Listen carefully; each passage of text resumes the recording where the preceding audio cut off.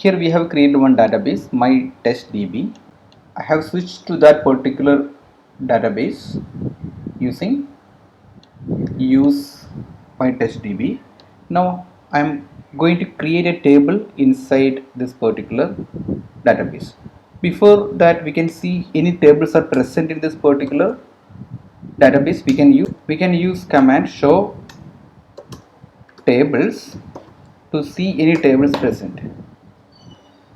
So sorry for the spelling mistake. Show tables, empty set. Okay, there is no table present. Okay, you can imagine database is a book. A book can contain multiple pages, and each and every page you can create tables. Table contains rows.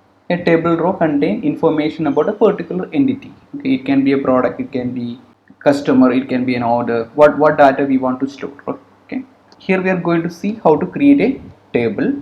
To create a table,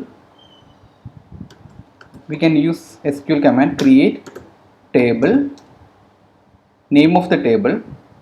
For example, I am providing it as product. This is the basic signature. Okay, here a product can have many attribute. Okay, it has a product id. Okay, I'm just providing it as PID.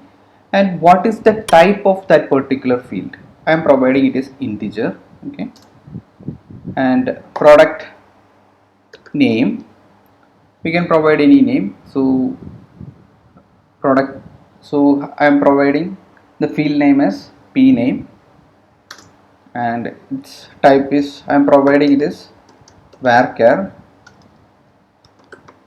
Varchar is a data type that is called as variable character, and the maximum size of product name is, I am just providing is 50. Okay, and product has price information.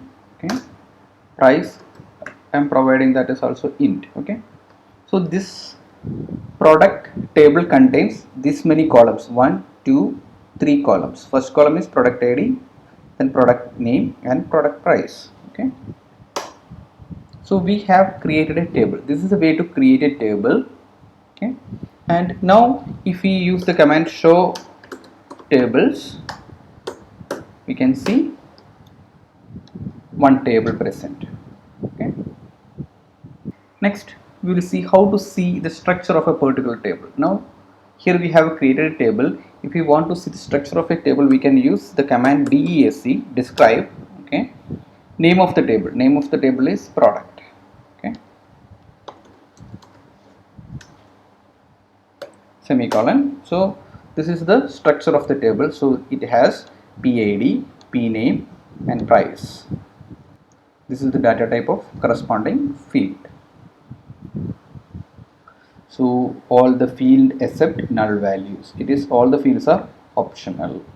So I hope you got an idea about how to create a table and how to see the structure of a table in MySQL. So this same thing can be applied for any database. Only thing is that we have to see, while creating the table, we need to provide type here, right? Okay, so each and every column has a respective type. Here we have provided data type for these columns. We can check the documentation to see what are the different data types supported for different type of columns in the table. So this is the MySQL database reference manual. Here we can see different type of data supported by MySQL. Okay, numeric data type itself contains different type of integer, small integer, decimal, numeric. Okay, string data type. Okay, here character, variable character, binary, var binary. There are so many data types are supported. Okay, so one of the most commonly used is varchar. Okay, if you want to store a large binary container, we can use blob.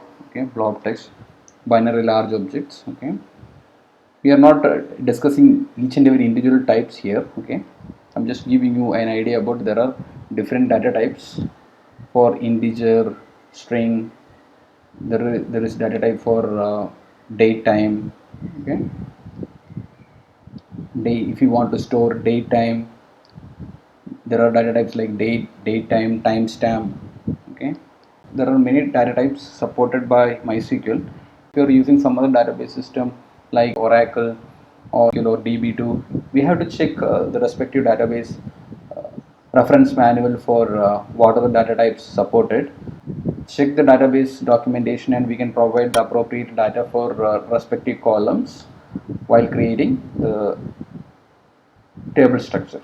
Okay, I hope you got some idea about how to create table and how to see the structure of a table